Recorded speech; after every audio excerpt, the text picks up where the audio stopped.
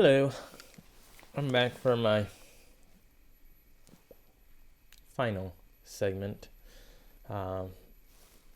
where I think I've written down a lot of different questions that I've heard from new pipe smokers or ones that they might have, and I'm going to attempt to answer them as best as I can.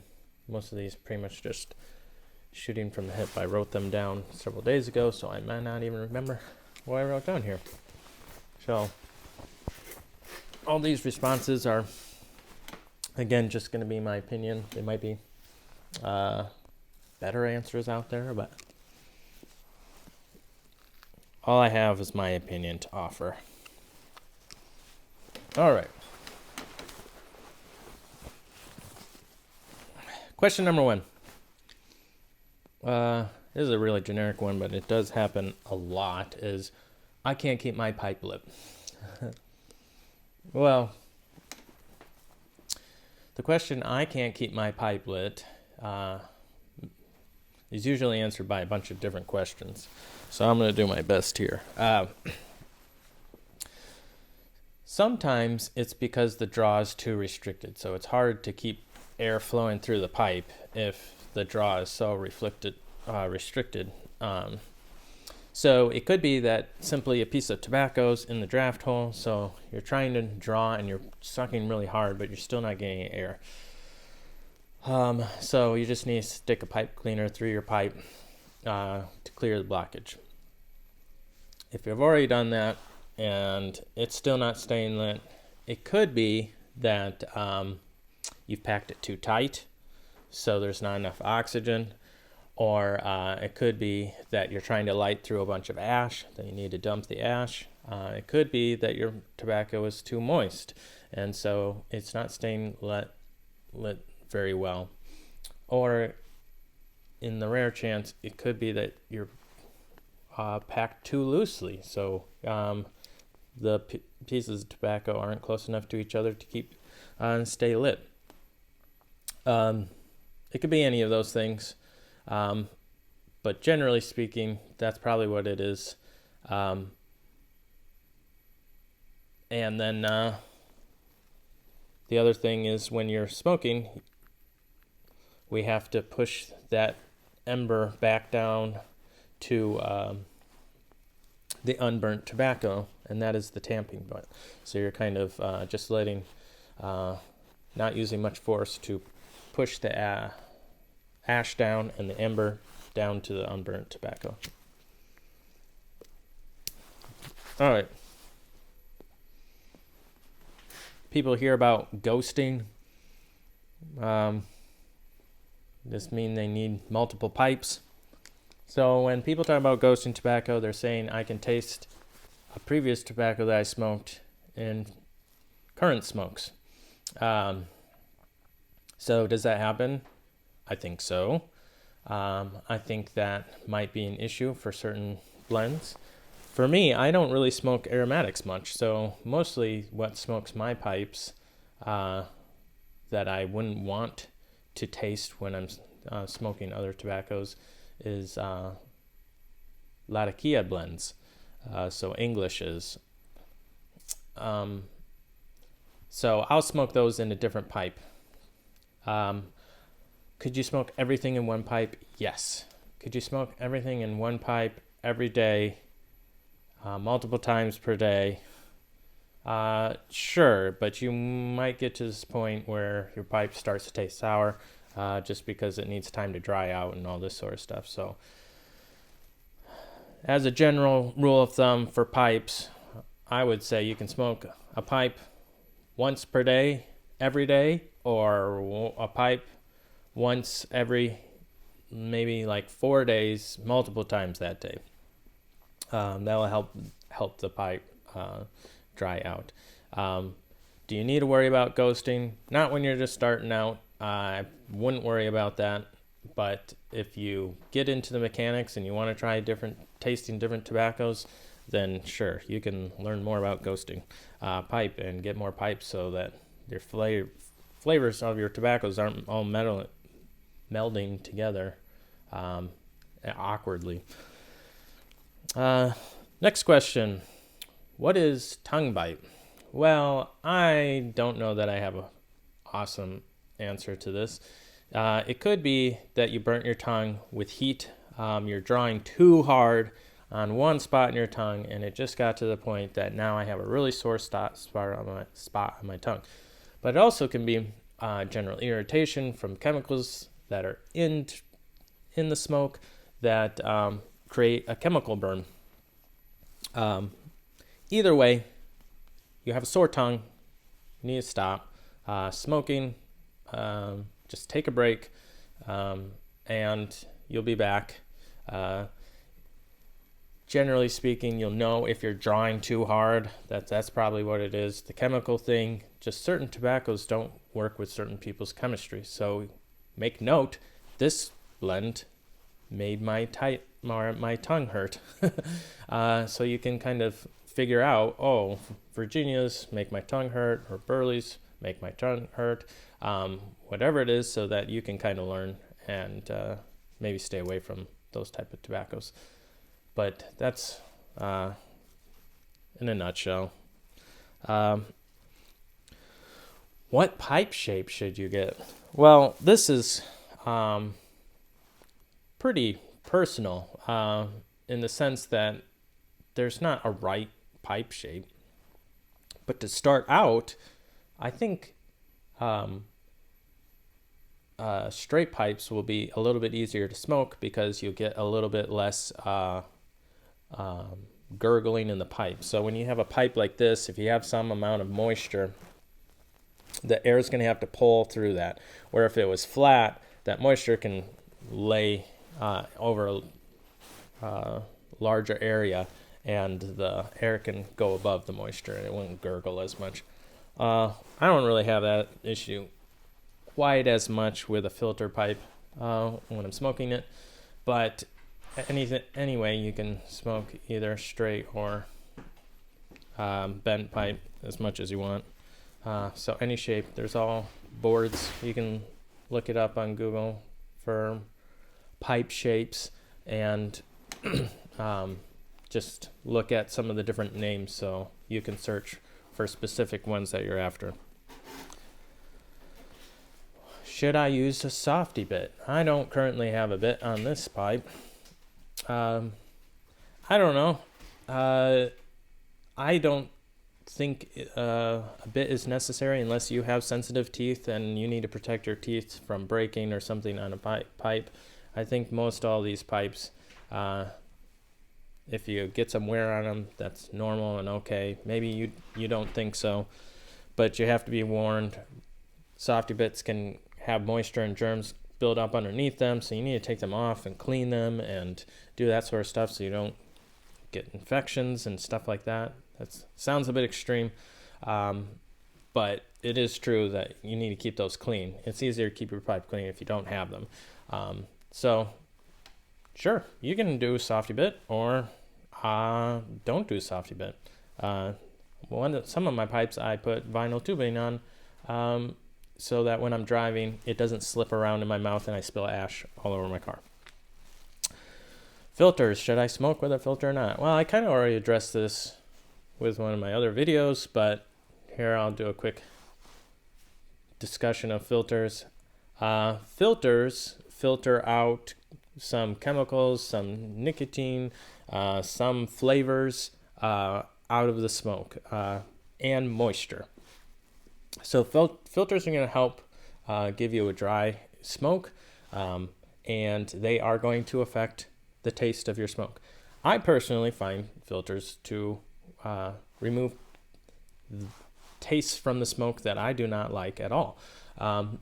So I like them for that matter, and I like that they control the moisture. Other people feel like they want more flavor, and they don't want to mess with filters, putting them in and out. They want to pay for filters. So filters don't make sense for them, and that's perfectly fine too. Are filters healthier? Maybe. They are removing some toxins that aren't in your mouth, but I wouldn't get them primarily for that reason. I would get them because maybe those chemicals that are causing tongue bite, they'll get trapped in the filter more. They'll also help control moisture levels a little bit better. So maybe if you're getting sore mouths when you're smoking, filters are a really good way to go. But even if not, you might like the taste with filters better. So give it a try.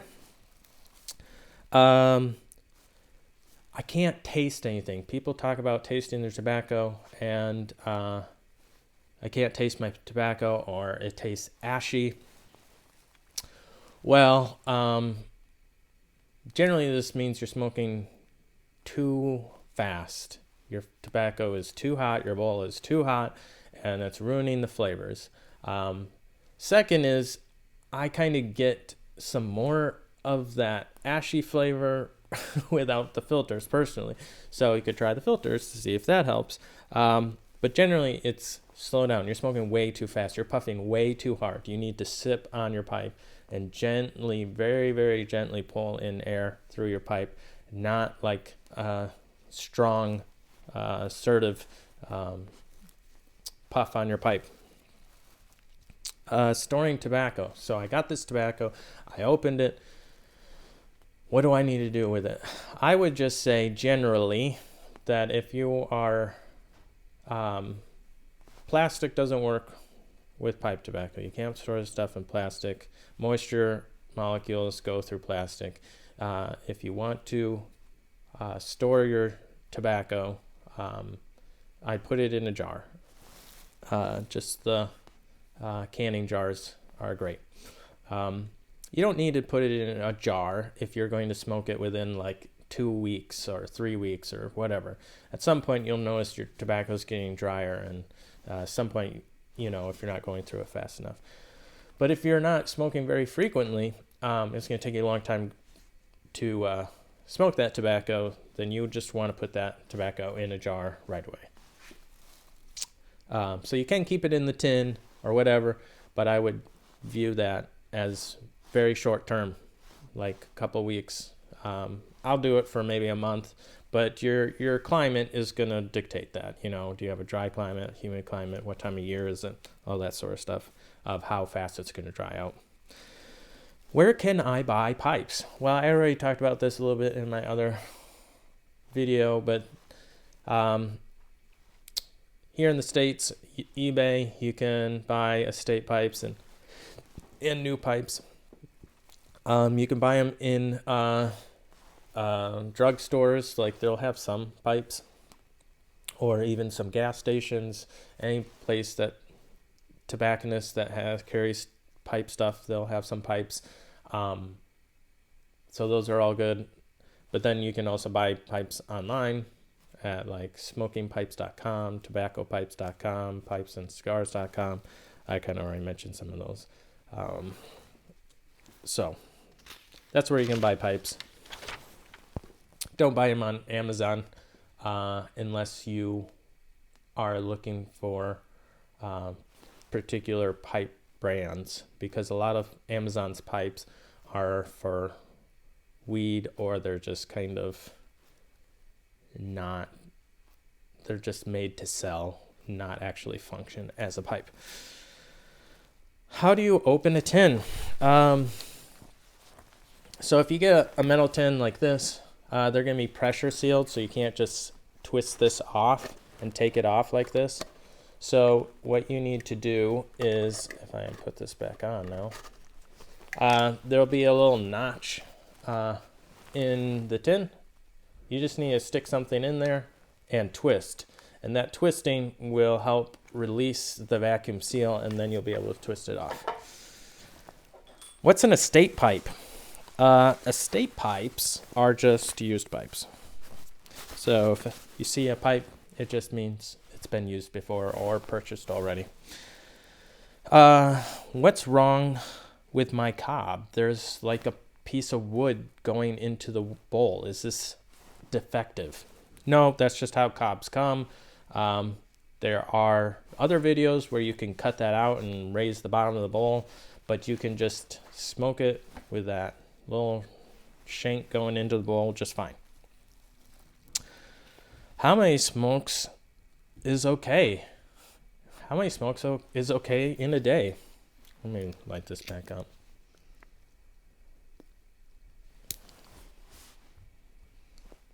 That really depends on you. Some people smoke once a week, once a month. Other people smoke 10 times a day. I think you gotta listen to your body and know what's right for you. So that's all I got.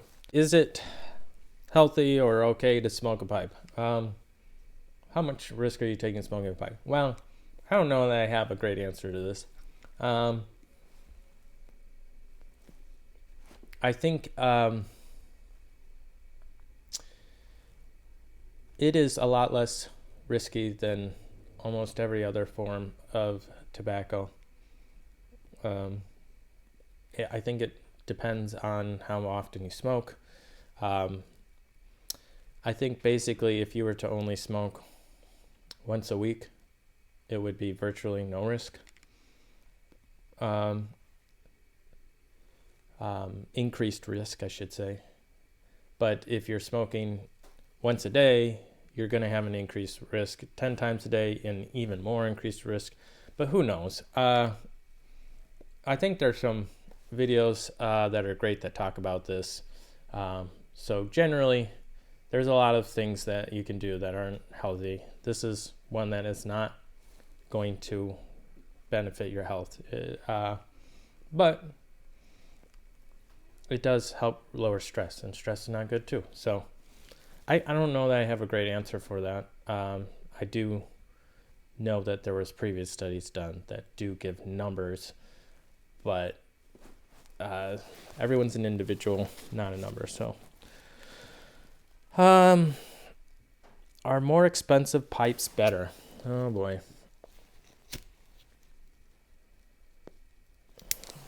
Yes and no.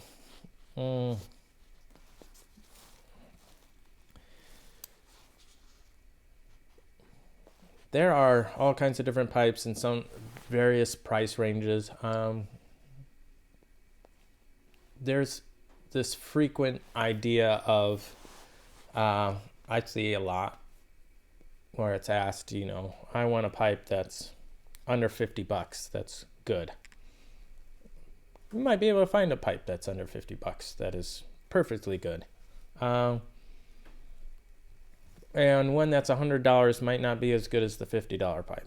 One that's $200 might not be as good as the $100 pipe. And a $1,000 pipe, you gotta hope that it's better than the $50 pipe. But pipes just have some differences from them. Prices don't always equate to a better smoking machine. I would much more say that different makers could be compared against each other. It would be a better conversation than, well, what dollar amount should I expect to spend a pipe on? Because you can find some really great deals on really great pipes, especially with the estate pipes and other sort of things. But then fancy pipes can be amazing experience for someone that's been smoking for a while, got their mechanics down, and now they're trying another pipe where they spent more time with the whole engineering of the pipe, and it just smokes better. They just don't know why. It just does. So, yes and no. Generally speaking, I'd say I'd spend what you can afford on a pipe. If all you can spend $10, get a corn cob. If you can spend $100, then get a briar pipe. If you can spend $400, well, then you have a lot of options. But your first pipe, you don't need something $400. I'd stick around $150 or less $10 is fine. The corn cob's fine.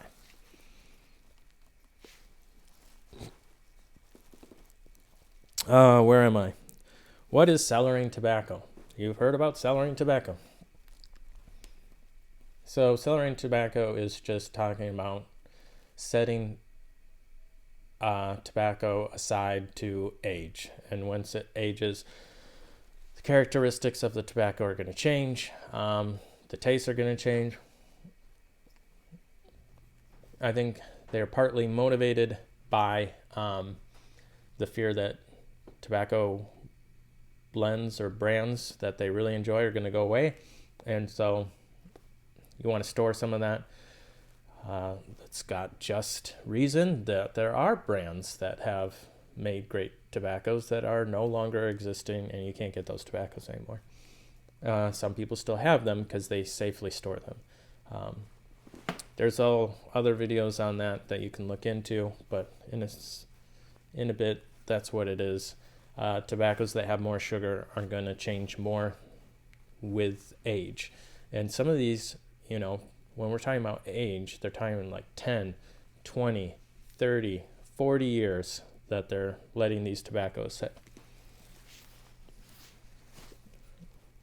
So, is there a difference between bulk and tin tobacco?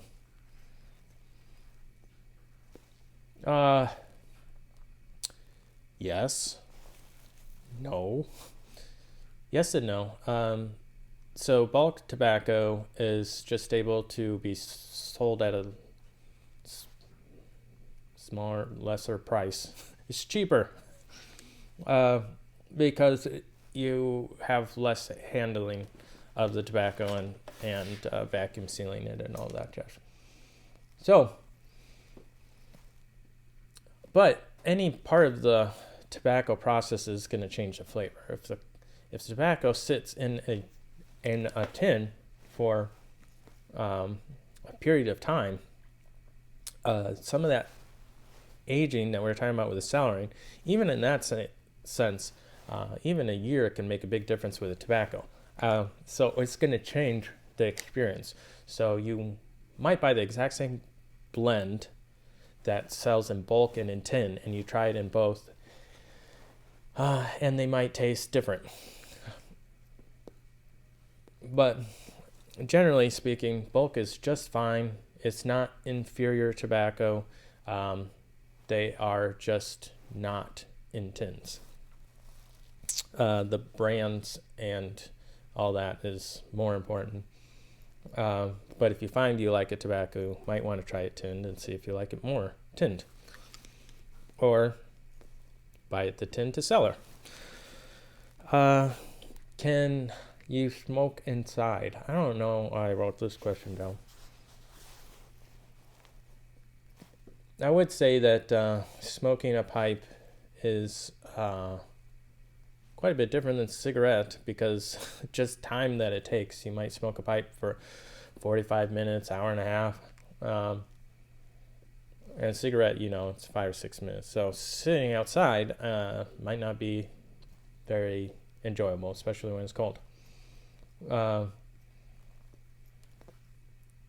Sure. I mean, pipe, it's smoke. It's going to affect your living space. There's other ways to either, smoke around an exhaust fan or filters, but it's still not going to be as lingering as some other forms of smoke like cigars or cigarettes. So if you're interested, you could give it a try if you're able to. I know a lot of people do smoke in their house. Can I use a torch lighter, a cigar lighter, butane with torch to light my pipe? Generally speaking, I wouldn't, because it's going to be really easy to burn your pipe. But if you're really good with your torch lighter and you are not going to burn your pipe, I guess, go for it. Some tobaccos are giving you, they give me sickness. I don't feel good. I get a headache and upset stomach. Well, you got too much nicotine. You can start to, once you start getting used to it, you can kind of sense when it's coming on. You might want to set your pipe down. Sugar is the friend to combat that sickness that you're having. So just a piece of candy and chocolate, some people drink soda, whatever. Sugar will help you feel better. I want to smoke in the wind. It's breezy, or it's always breezy. I need to smoke outside. There are wind caps that you can put on your pipe. I didn't bring one out here, but essentially it squeezes on the inside of the pipe, and it just kind of has some holes that you can smoke it through. They're not great because you still have to like tamp your pipe and take it on and off and all that stuff. But if you're wanting to smoke and it's windy, look for wind caps. The last question I had wrote was, is it okay to ship tobacco? Well, it really depends where you live. Shipping to some countries is illegal. Other ones, it's okay as long as you declare it.